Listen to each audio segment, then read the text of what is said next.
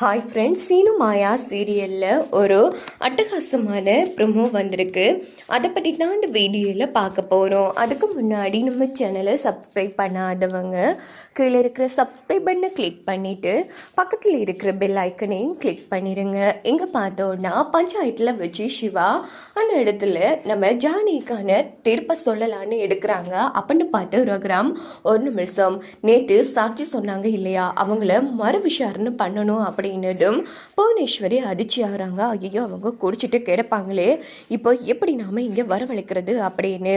அதான் நேற்றே எல்லாம் விசாரிச்சு ஜானகி அம்மாவும் தான் பண்ண எந்த ஒரு விஷயத்தையும் சொல்லவும் இல்லை, எல்லாம் நிரூபணம் ஆயிடுச்சு அப்படின்னு சிவா சொல்கிறாங்க. இல்லை, மறுபடியும் மறு விசாரணை பண்ணணும் அப்படின்னு போதும், ஆனால் அவங்க இங்கே வர இல்லையா அப்படின்னு சிவா சொல்கிறாங்க. அவங்க வந்திருக்காங்க அப்படின்னு ரகுராம் கண்ணை காட்டினதும் எப்பட்ரா இவங்க வந்தாங்க அப்படின்னு புவனேஸ்வரி ஆடி போய் நின்றுட்டு இருக்காங்க. உடனே அவங்க 3 பேரும் வந்துடுறாங்க. அப்போ அந்த இடத்துல சிவராமன் வந்து இங்கே பாருங்க, மறுபடியும் கேட்க உண்மையை சொல்லுங்க, ஜானகி அம்மா தான் நகையை திருடினாங்களா சொல்லுங்க அப்படின்னு போதும். உடனே வந்த 3 பேருமே சேர்ந்து இருந்து, ஐயா, எங்களுக்கும் இதுக்கும் எந்த சம்மந்தமும் கிடையாது, இது இருக்காங்களே இந்த புவனேஸ்வரி அம்மா, இவங்க சொல்லிதான் நாங்க எல்லாருமே நேற்று பொய் சாட்சி சொன்னோம், அது மட்டும் கிடையாது, இவங்க சொல்லிதான் எல்லாமே நாங்க பண்ணோம், நாங்க ஏதோ பணத்துக்கு ஆசைப்பட்டு தெரியாம பண்ணிட்டோங்க ஐயா, எங்களை மன்னிச்சுக்கோங்க அப்படின்னு போதும்.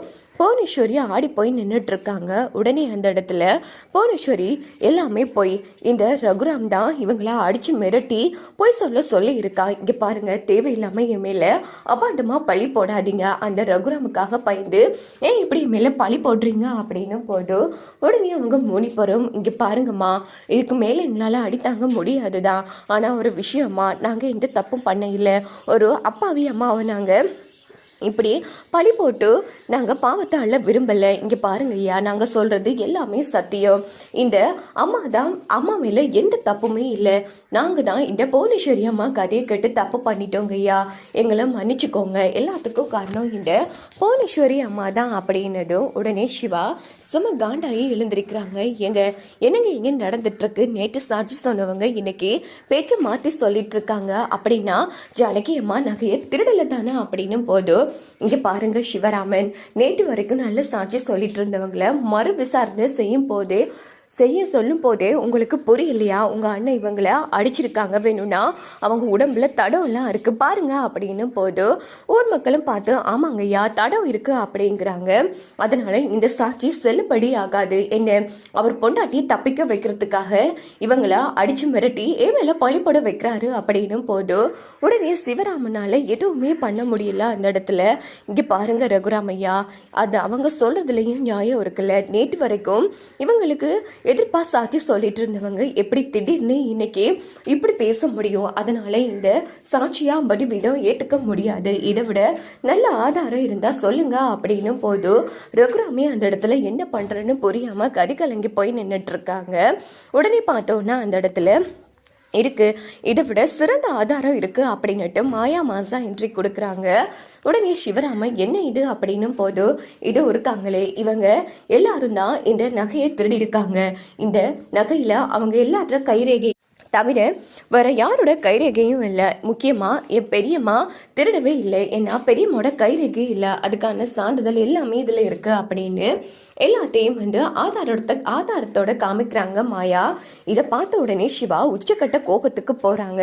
அப்படின்னா இவங்க சொல்றதெல்லாம் உண்மையா? ஆமா, இந்த புவனேஸ்வரி சொல்லிதான் இவங்க எல்லாரும் இப்படி பண்ணியிருக்காங்க, என் பெரியம்மாவையும் என் பெரியப்பா குடும்பத்தையும் தலைக்குனிய வைக்கிறதுக்காக அப்படின்னும் போது உடனே சிவராமன் சம காண்டாயி எழுந்திருக்கிறாங்க. 100க்கு 100 வீதம் ஜானகி அம்மா நகையை திருடலன்னு நிரூபணம் ஆயிடுச்சு, இதுக்கப்புறமும் நான் தீர்ப்பு சொல்ல போறதில்ல, இந்த இடத்துல என் அண்ணனே உட்காரட்டும் அப்படின்னுட்டு துண்டை எடுத்து ரகுராம் கையில கொடுக்குறாங்க சிவராமன். உடனே சிவராமன் உட்காடுறாங்க. ஏமா என்ன பொம்பளமா இப்படி ரகுராம் ஐயா குடும்பத்து மேலே பழி போட்டு அவங்கள இப்படி பண்ணிட்டியா அப்படின்னு ஊர் மக்கள் தட்டிட்டு இருக்காங்க. ஐயா, இந்த பொம்பளைக்கெல்லாம் சரியான தண்டனை கொடுக்கணும் அப்படின்னதும் இந்த புவனேஸ்வரிக்கு நான் கொடுக்க போற தண்டனை இந்த ஊர் மக்கள் முன்னாடி என் பொண்டாட்டி காலில் விழுந்து மன்னிப்பு கேட்கணும் அப்படின்னதும் புவனேஸ்வரி பசுபதி சம அதிர்ச்சி ஆகுறாங்க அந்த இடத்துல.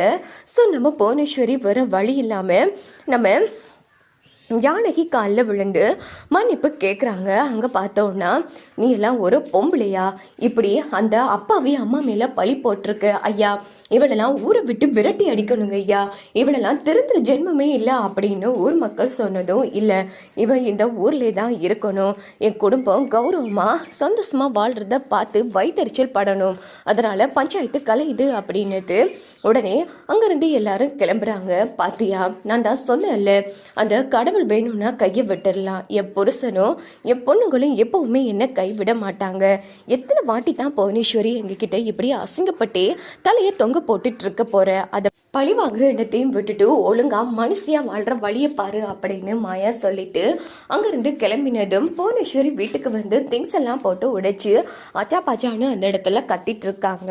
உடனே பார்த்தோன்னா இந்த பக்கம் மாயா எல்லாருமே வீட்டுக்கு வந்துடுறாங்க. என்னக்கா, நாம நினைச்சதுண்டு அங்கே நடந்ததுண்டு, இந்த மாயா கடைசி நொடியில் எங்கேருந்து தான் வந்து அந்த ஜானகியை காப்பாற்றுறாலும் தெரியல அப்படின்னு போது, ஆமா பார்வதி அப்படின்னு பத்மா பார்வதி மோசமாக பேசிட்டு இருக்காங்க. அதுக்கப்புறமா பார்த்தோன்னா நம்ம ரகுராம் வந்து மாயா அந்த இடத்துல போகிறாங்க. அப்போது ரகுராம் மட்டும்தான் கொள்ள இருக்காங்க. உடனே மாயா இங்கே வா அப்படின்னது மாயாவுக்கு சந்தோஷம் தாங்க முடியல. சொல்லுங்க பெரியப்பா, என்ன விஷயம் அப்படின்னு போது, இங்கே பாரு, நான் அந்த சாட்சிகளை கூட்டிகிட்டு வந்து பஞ்சாயத்து முன்னாடி நிறுத்தி அந்த புவனேஸ்வரி தான் தப்பு பண்ணியிருக்கா அப்படின்னு நிரூபிக்க முயற்சி பண்ணா. ஆனால் அது கூட என்ன கையை விட்டுட்டு இன்னைக்கு என் குடும்பம் கௌரவமாக இருக்கிறதுக்கும் ஜானகி வந்து கலங்கம் இல்லாமல் இப்படி இருக்கிறதுக்கும் நீ தான் காரணம், நீ மட்டும் அன்னைக்கு சரியான சாட்சியை கொண்டு வரையிலன்னு சொன்னா இன்னைக்கு ஜானகி மேல விழுந்த பழிய தொடச்சிருக்கவே முடியாது, அதுக்கு ரொம்ப நன்றி அப்படின்னு போது இது கேட்டு மாயா வந்து ரொம்ப சந்தோஷப்படுறாங்க. ஏன்னா முதல் வாட்டி நம்ம ரகுராம் வந்து நம்ம மாயா முகத்தை பார்த்து பேசியிருப்பாங்க. ஸோ இதை மறந்து நின்று பார்த்து ஜானகியும் ரொம்ப சந்தோஷப்படுறாங்க.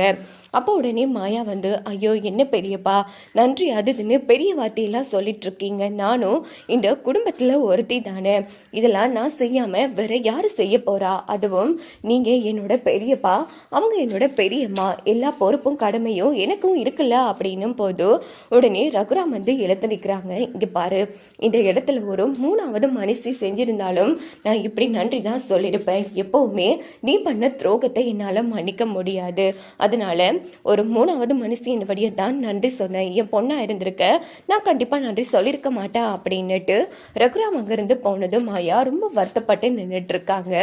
உடனே ஜானகி வராங்க. இங்க பாரு மாயா, இன்னைக்கு இத்தனை நாளா உன் முகம் பார்த்து பேசாத பெரியப்பா இன்னைக்கு உன் முகம் பார்த்து பேசிருக்காரு, அது நினைச்சு நீ சந்தோஷப்படு, கண்டிப்பா ஒரு நாளில் ஒரு நாள் போக போக எல்லாமே சரியா வந்து பெரியப்பா புரிஞ்சுக்கிட்டு உன் கூட வந்து தலை நிமிர்ந்து பேசுவார் அப்படின்னு போது எனக்கு அந்த நம்பிக்கை இருக்குது பெரியம்மா. ஆனால் அந்த புவனேஸ்வரியோட ஆட்டத்துக்கு முதல்ல ஒரு முற்றுப்புள்ளி வைக்கணும், தனா கதிர் வாழ்க்கையில் பிரச்சனை வாரத்துக்கும் இன்னைக்கு நம்ம குடும்பம் இவ்வளோ பாடுபடுறதுக்கும் முழுக்க காரணம் அந்த புவனேஸ்வரி தான் பெரியம்மா, முதல்ல அவளை சும்மாவே விடக்கூடாது அப்படின்னு சொல்லி ரொம்ப கோபமாக நம்ம மாயா அந்த இடத்துல பேசிட்டு இருக்காங்க. சரி விடு, அவள் பண்ணுற பாவம் அவளுக்கு தான் போய் சேருது பார்த்தியா, அதான் கடைசி நொடியில் அவளுக்கு அசிங்கப்படுறதே வேலையா போச்சு அப்படின்னு சொல்லி ஜானகி மாயாவும் அந்த இடத்துல சொல்லி சிரிச்சிட்டு இருக்காங்க. இதோட பார்த்தோம்னா இந்த ப்ரோமோ முடிச்சிட்டு